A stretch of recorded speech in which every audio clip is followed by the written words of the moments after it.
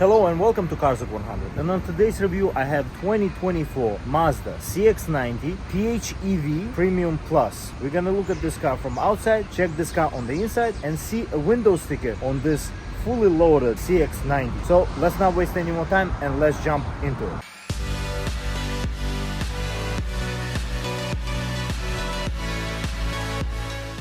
I reviewed this car already on my channel, but this is a different version of that car. This is a plug-in hybrid version of a Mazda CX-90 with fully loaded option trim, Premium Plus. And as you can see, you have some differences in terms of rims, some chrome aspects. Generally, the way this car sits in terms of this beautiful dark gray color. These redesigned headlights with daytime running lights look very sharp. This three-row SUV looks sporty enough to be sharp looking as well. Very nice and beautiful design, I would say, by the Japanese manufacturer here. This redesigned grille, nice camera here, and housing for adaptive cruise control, which this car of course has. And you have parking sensors all around the car. Rims here, which are wrapped in Falcon, basically all season tire. So they measure 275/45, are 21 inch all around with tires and rims. And you have big brakes there, as you can see, for such a large three-row SUV. You have PHEV logo, kind of distinguishes this car from other Mazdas in the lineup. And you have these nice proportions. You have large back doors. As you can see, they're a little bit longer, and I would say it looks very premium. This line that says Mazda on it, this chrome trim piece on the bottom, looks very premium as well. Chrome on top. There's not a lot of chrome. It's some here and there, and it suits this car well. You have chrome piece here on the rear bumper, and you have a CX-90 logo, all-wheel drive with eSky Active PHEV logo. Mazda is very proud of this car, meaning this car is basically can be used as a hybrid, or it can be used solely for just the electric drive up to 30 miles. That's very convenient. If you don't live far away from home, you can charge quickly. This car is very convenient and saves a lot of gas. In terms of rear, here you have the lights. You have LED tail lights, and you have turn signals, which are LED as well. Large Mazda logo here, and you have exhausts that are hidden under the bumper of this rear. Nice extension for the spoiler here, somewhat sporty looking. And you have a third brake light. You have a chrome running boards on top, and you have a large piece here for the gas cap, as well as the charge port for the plug-in system. Compared to other three-row SUVs on the market, kind of reminds you a little bit of Dodge Durango, but this is a more refined looking car. Let's check this car on the inside. Now, in order to enter this Mazda CX-90 PHEV, you have the key fob here that has buttons on the side here. You have a lock, unlock, hold for trunk release.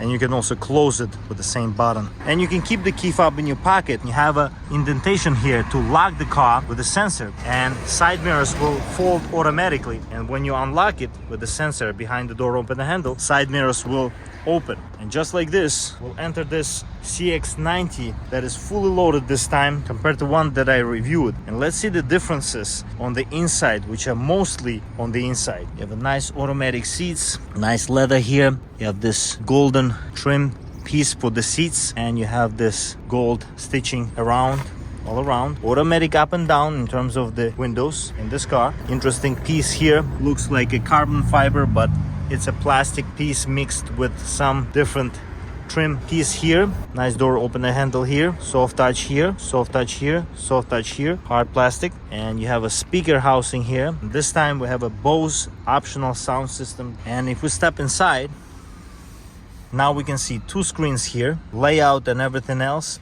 it's almost the same, except the technology in this car. And we have the screen here that shows Mazda CX-90 being ready for us to start it. And foot on the brake.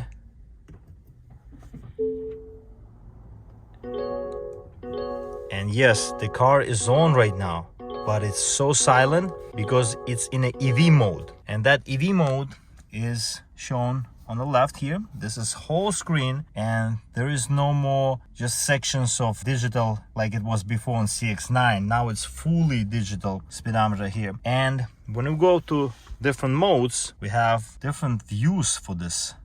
As you can see here, it will change and gonna look much better in terms of the design. And we have an EV here mode.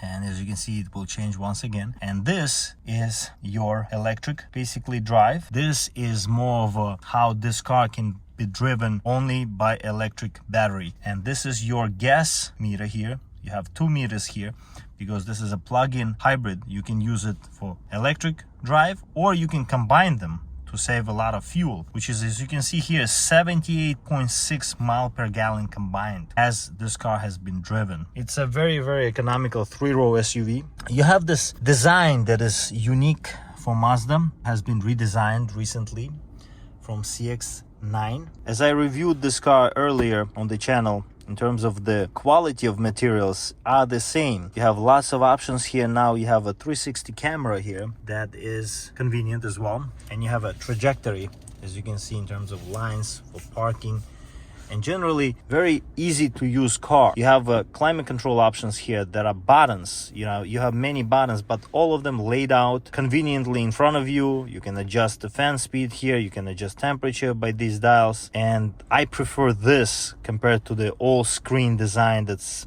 a lot of cars now integrating, and people do not really like that. And I think this is better in my opinion. You have piping here as well as stitching on the dashboard. Because this is a fully loaded car, you have the soft touch leather material on top here, and you have soft touch material here, as well as the heads-up display, which is also a convenient feature. As you can see there, you have a mile per hour gauge. You can also control that infotainment screen, which is quite large and wide. Once you connect Apple CarPlay, you'll have a touch screen as well. But here you have a volume control knob, which is located here. Reminds you a lot of some European brands out there. You have an auto hold for when you put a foot on a brake on a traffic light, it'll hold it for you. You have a button here, EV mode cancel. You can turn it on or cancel it. And with My Drive, Mazda calls it, for their driving modes, you can go to different options for driving like I showed you before. And you have options here to control your media on the steering wheel, and options to control your adaptive cruise control, which is on the right of the steering wheel. And nice design for the steering wheel, I would say. It has a nice logo. It is not large, not very large compared to other 3-row SUVs. They try to dominate with their logos, especially the grille size, but this car has a large grille. So you have 10 and 2 here. You have a nice leather. You have many options here in terms of the convenience, as well as the wireless charger that you can put your phone there and it will wirelessly charge. You have also 12-volt power outlet. You have 2 cup holders here that are medium size, and you can close it with this section here. And you can have control of the navigation through this knob for the Mazda navigation, or Apple CarPlay if you prefer. That's 2 ways you can control it, Apple CarPlay, this way or touchscreen. You also have a storage here that you can connect to USB Type-C, which is convenient and good to have. It will charge your phone better than the USB Type-A. Not very deep, which is surprising to me for such a large SUV. And we have a glove box here, felt lined. And we have a window sticker here. You can pause the video at any second to see all the options as standard and optional equipment here. This is the full spec for the exterior color, which is machine gray metallic, and interior color is black Napa leather. So this is high quality leather. Options list here, as you can see. And fully loaded, this car is $58,920 in this review. And you have 56 miles per gallon electric. For this vehicle, final assembly point is Hofu, Japan. So designed in Japan and built in Japan. Gauges here. Nice smooth engine. In order to enter the rear seats here, I want to show you this side, because the baby seat is latched on here, as well as the second baby seat, which is on the 3rd row. So you have plenty of space in terms of the size of this vehicle on the inside. The only thing is the roof line slopes a little bit in the back here, but not a lot, as you can see here. So in terms of the size, you can check out this car in more detail in a review that I'm gonna include at the end of this video for the Mazda CX-90. That is base car compared to this one. It is the same. The only thing is you have a panoramic sunroof here that extends up to the second row, not to the third row, and you have options here for climate control options in the back, as well as 2 USB Type-C to charge your devices. You have a pocket here, pocket there, just like on the car that I reviewed. Another difference is the leather seats, which are Napa leather trimmed, and you have 2 cup holders here, and this is captain's chair layout here compared to the other car that had a bench seat. It's a little bit easier to access it, I guess, from the middle here as well. To open the trunk, you can do it through the key fob or with the button under the logo there. And just like this, you have plenty of space here. You can also have some storage here as well as some tools. But in terms of the third row, it is pretty convenient, I would say, to use this car for large families. And you have USB Type-C there, as well as there to charge your devices in the back of the third row. And you have an AC outlet here by turning this on. Let's check out what's under the hood.